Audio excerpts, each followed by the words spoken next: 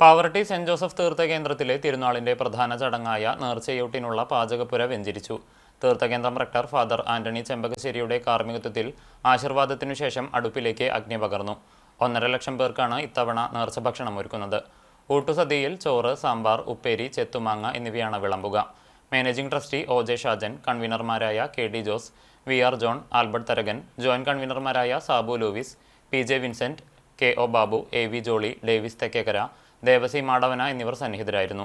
പാവർട്ടി സ്വദേശി സമുദായ മഠത്തിൽ വിജയനാണ് രുചിവട്ടങ്ങൾക്ക് നേതൃത്വം നൽകുന്നത്. ശനിയാഴ്ച രാവിലെ 10-ന് നേർച്ച ഭക്ഷണം ആശീർവദിക്കും. തുടർന്ന് ആരംഭിക്കുന്ന ഊട്ടുസദ്യ ഞായറാഴ്ചയും തുടരും. കാലത്ത് 10 മണിക്കുള്ള നൈവേദ്യ പൂജയ്ക്ക് ശേഷം ഭക്തജനങ്ങൾക്ക് നമ്മൾ വിതരണം ചെയ്യുന്നതാണ്.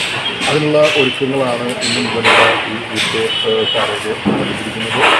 ഇതിന് നേതൃത്വം നൽകുന്നത് സർവീസിൻ്റെ കൺവീനർ VR ജോണും, അതുപോലെ അരിവെപ്പ് ഞാനും, ജോൺ കൺവീനർ സാബു ലൂയിസ് തുടങ്ങിയ കമ്മിറ്റി അംഗങ്ങളാണ് ഈ കമ്മിറ്റിക്ക് നേതൃത്വം നൽകുന്നത്. തിരുനാൾ ഭംഗിയായി നടത്തുവാനും ഭക്തജനങ്ങൾക്ക് ഒരു